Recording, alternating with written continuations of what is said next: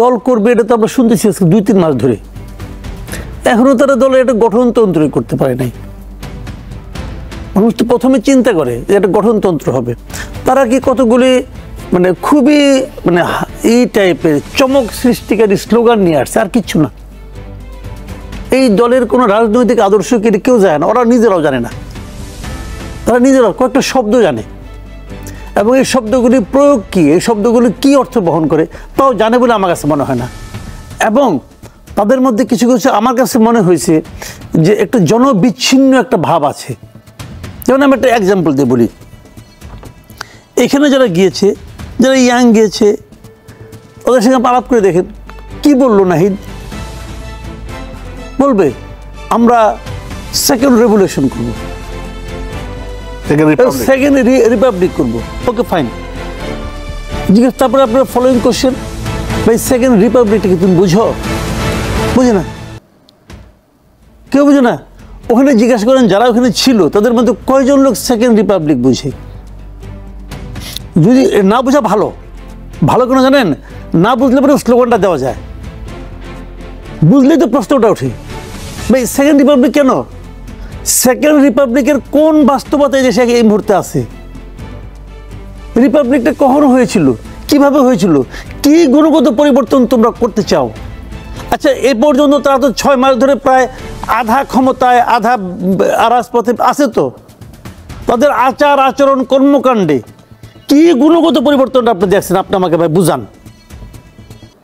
তাদের আচার আচরণ এবং কর্মকাণ্ডে কি এমন গুণগত পরিবর্তন আপনি দেখছেন যা আপনি আগে কখনো এই দেশে দেখেন নাই?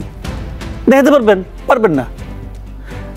3 জন লোক মন্ত্রী হয়েছে, মন্ত্রী তো বলবো উপদেষ্টা হয়েছে, তারা অন্য অন্য উপদেষ্টাদের চেয়ে কি গুণগত চেঞ্জটা তারা করতে পারছে তাদের মিনিস্ট্রিতে, ওদের জীবনযাপনে কি পরিবর্তনটা তারা দেখাতে পারছে। হ্যাঁ, গাড়ির মডেল চেঞ্জ হয়েছে, দামি দামি ব্র্যান্ডের কেটস পরছে, ব্র্যান্ডেড জ্যাকেট পরছে, এগুলো দেখছি। এই তো পরিবর্তন, এই পরিবর্তন তো আগে হয়েছে। পরিবর্তনটা কি? What is second Republic? যত লোকে এই রিপাবলিক অর্থ বুঝে তার চেয়ে 10 জন লোক ইন্ডিয়ার একটা রিপাবলিক চ্যানেল নামে একটা ফালতু চ্যানেল আছে, হই হই করে যাত্রার ভঙ্গিতে ওঠেছি নি। রিপাবলিক বুঝে না রে ভাই, বাংলাদেশের মানুষ কেমনি বুঝবে? তার তো কোনো বাস্তবতা এখন এখানে নাই। তারা নতুন কি বলছে, আমি একটা কথা বলি, গণপরিষদ ইলেকশন করবে তারা, ঠিক আছে? এই জিনিসটা কি জিজ্ঞান যে কাউকে জিজ্ঞাসা করেন, ভাই এটার কামটা কি? গণপরিষদ তুমি যে করবে, এটা কাজটা কি বুঝান আপনি? কেউ দেখেন ওইখানে দর্শক যারা ছিল কেউ বুঝে কিনা? কেউ বুঝে না। তৃতীয় আরেকটা করছে নতুন জিনিস, কি ইনকিলাব জিন্দাবাদ। এই জিনিসটা কি? এই জিনিসটা কি? ইনকিলাব জিন্দাবাদের মধ্যে কি এমন আছে যা নাকি আমাদের আগে কখনো ছিল না? নতুন নতুন শব্দ আমদানি করা। ইনকিলাব নামে একটা হিন্দি একটা মুভি ছিল, অমিতাভ বচ্চন আর শ্রীদেবী অভিনয় করছিল, ওটা দেখছিলাম। ইনকিলাব, বাংলাদেশে একটা ইনকিলাব নামে একটা পত্রিকা আছে, বাংলাদেশের মানুষ এগুলি চিনে। আর ইনকিলাব জিন্দাবাদ ইদানিং ওনাদের এক পীর সাহেব আছে বিদেশ থেকে, উনি একটা বক্তব্য দেওয়ার সময় শেষ করে ইনকিলাব জিন্দাবাদ। এই দেশ থেকে নানা রকম দুর্নীতি করে পলাইছে, আর ইনকিলাব জিন্দাবাদ করেছে। এই তো ইনকিলাব জিন্দাবাদটা কার স্লোগান বলুন তো? ইন্ডিয়ার যে কমিউনিস্ট পার্টি আছে ওদের এই স্লোগানটা ওরা দিত একসময় এই স্লোগানটা ওরা দিত। আমাদের স্বাধীনতা মানে 47-এর যে যুদ্ধ, স্বাধীনতা যুদ্ধ, সেখানে কেউ কেউ যুদ্ধ। পাকিস্তানেও এই স্লোগানটা আছে, ইন্ডিয়াতেও আছে, পাকিস্তানেও আছে। আমাদের দেশে থেকে যত লোক ইনকিলাব জিন্দাবাদ বলে তার চেয়ে অন্তপক্ষে 50 গুণ লোক ইন্ডিয়া আর পাকিস্তানে ইনকিলাব জিন্দাবাদ বলে। আবার না হিসাব বলে আমরা ভারতপন্থী হবো না, পাকিস্তানপন্থী হবো না, ভারত আর পাকিস্তান থেকে স্লোগান নিব। এই হলোটা কি? এইগুলি হলো কি জানেন? নতুন নতুন শব্দ দিয়ে আপনি চমক দিতে পারেন, বাট এদের কি মিন করে? আপনাদের উচিত ছিল কি এই শব্দগুলির সম্পর্কে এই সভাটা করার আগে হোমওয়ার্ক করা, মানুষের কাছে যাওয়া, মানুষকে বোঝানো যে কি সেকেন্ড রিপাবলিক কি। সেই সময় কি চলে গেছে সেকেন্ড রিপাবলিক করাটা? না, সামনে নিয়ে এসেছে। কোনো সময় চলে যায় না পৃথিবীতে। শুনেন, পৃথিবীতে সময় তো দিতে হবে। 1 সপ্তাহ পরে পৃথিবীতে কিয়ামত হচ্ছে না, আমি বলি না যে কিয়ামত হয়ে যাব, সময় শেষ হয়ে গেছে, সময় অনন্তকাল আছে। কিন্তু যখন আপনি নতুন কিছু নিয়ে আসবেন, আগে পাবলিকের সম্বন্ধে একটা প্রস্তুতি নিতে দিবেন না। আমি ওটা বলছি, সময় চলে যায় নাই, বাকি জীবন ধরে তারা বিরোধী দলে থাকবে, এটা প্রচার করবে, অমুক করবে, তমুক করবে, কোনো সমস্যা নাই।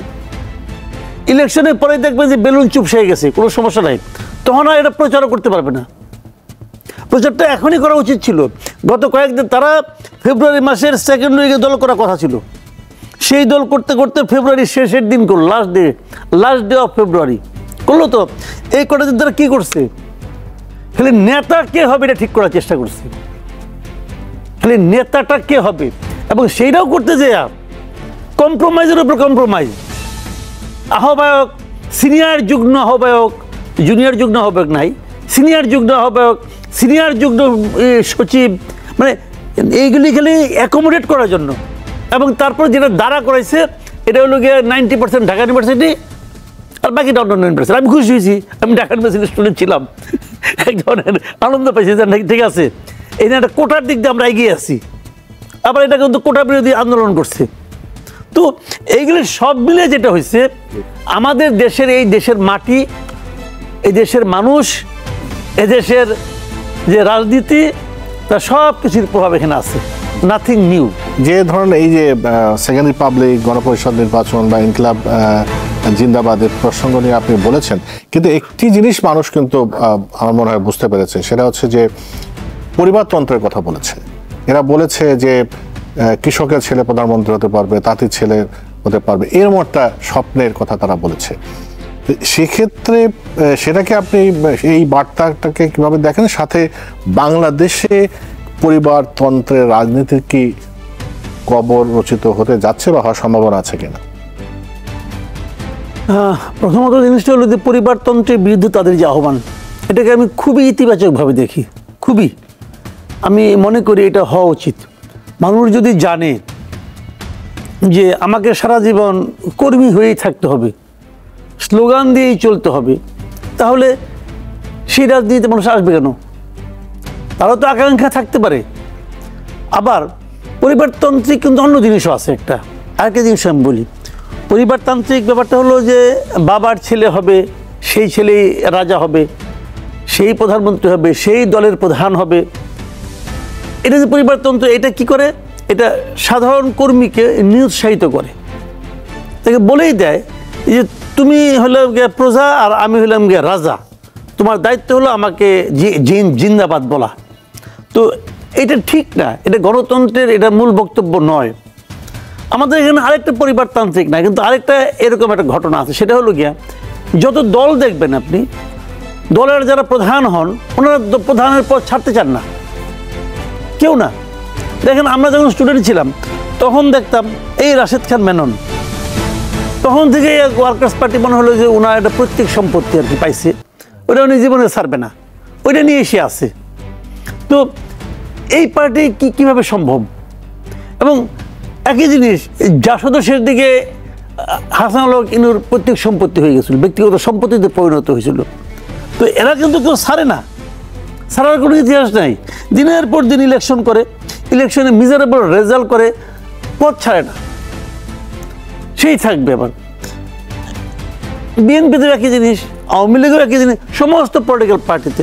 খালি যেন জামাতটাতে আমি একটু চেঞ্জ দেখি, এরা আমার মনে হয় তুলনামূলকভাবে গণতান্ত্রিক। বিদেশে দেখবেন নির্বাচনে দল হাইরে গেছে, দলীয় প্রধানের পদ থেকে তাকে সরে যেতে হচ্ছে। ইংল্যান্ডে দেখেন আপনি। তো এটা কিন্তু এতটুকু সৌজন্যতা বোধ আমাদের দেশে নাই। আমাদের দেশে ম্যাক্সিমাম ক্ষেত্রে দলীয় প্রধান কখনো পদ ছাড়বেন না। তো এটা কিন্তু পরিবারতন্ত্রের চেয়ে খুব বেশি কিছু ভালো তাও আমি মনে করি না। তো এই ব্যাপারে ওদের যে বক্তব্যগুলি, আমি হাসনাত আবদুল্লাহ বক্তব্য শুনেছি, আমার কাছে খুবই ভালো লাগছে। আমি মনে করি এই ধরনের পলিটিক্যাল পার্টি আসা উচিত, যারা নাকি এই চেঞ্জটা। এবং আমি এখানে আরেকটা চেঞ্জ দেখছি, এখানে নাহিদ ইসলাম যে দল থেকে আসছে, সেই দলের মূল লোক ছিল আখতার হোসেন, তাই না? সেই তো মূল দলটা সেই করছে, এই নূরদের ওখান থেকে বেরিয়ে যে ছাত্র শক্তি, এবং সেই দলের তার সদস্য সচিব ছিল নাহিদ ইসলাম।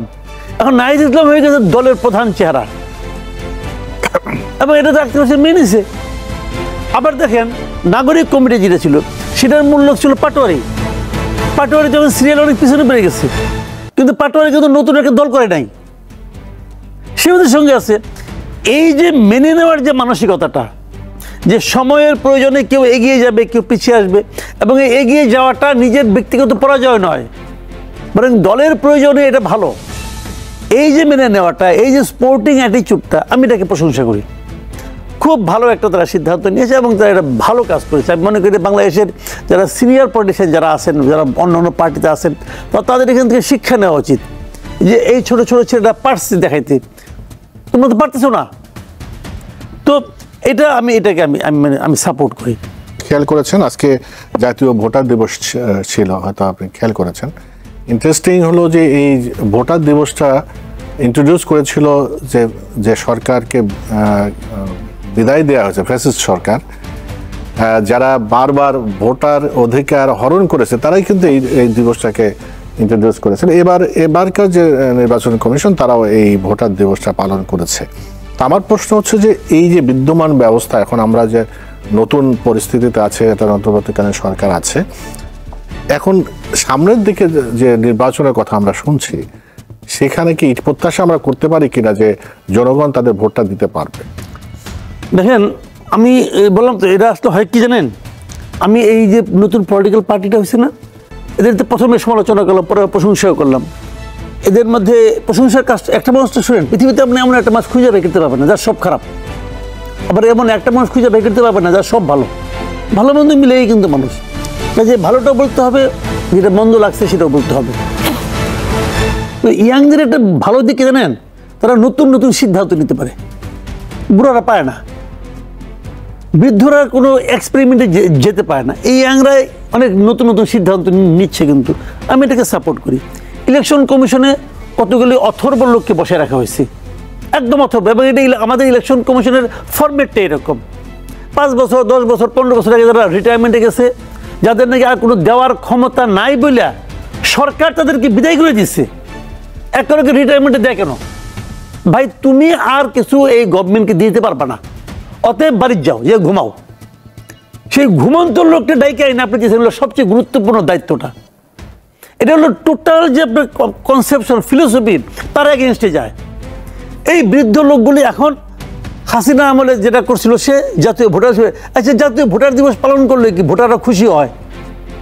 জাতীয় ভোটার দিবস পালন করলে কি ভোটারদের মানে উত্তেজনা বেড়ে যায়, সম্মান বৃদ্ধি হয়?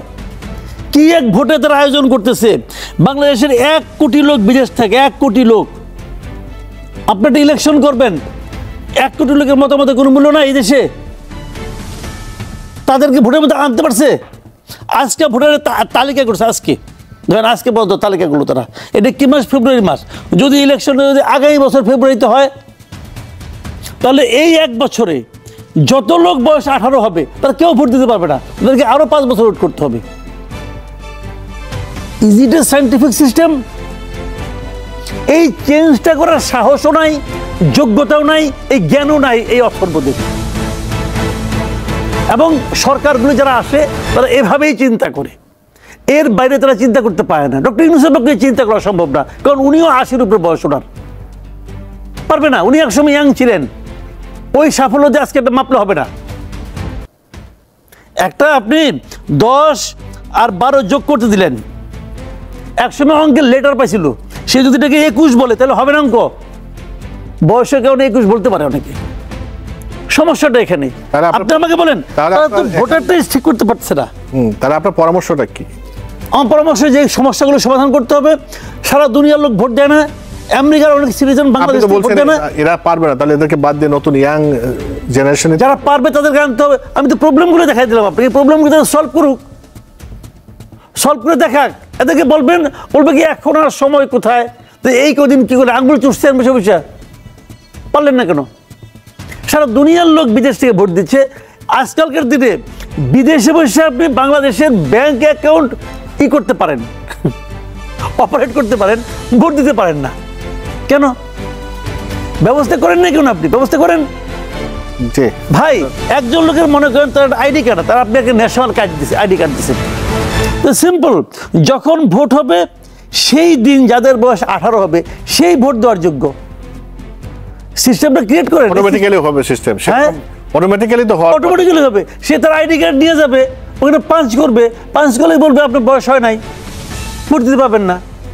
জি। সিম্পল তো, এই কাজটা করার মতো ওদের বুদ্ধিও নাই, এটা বুঝেও না ভালো মতো কেমন করে কি করতে হবে।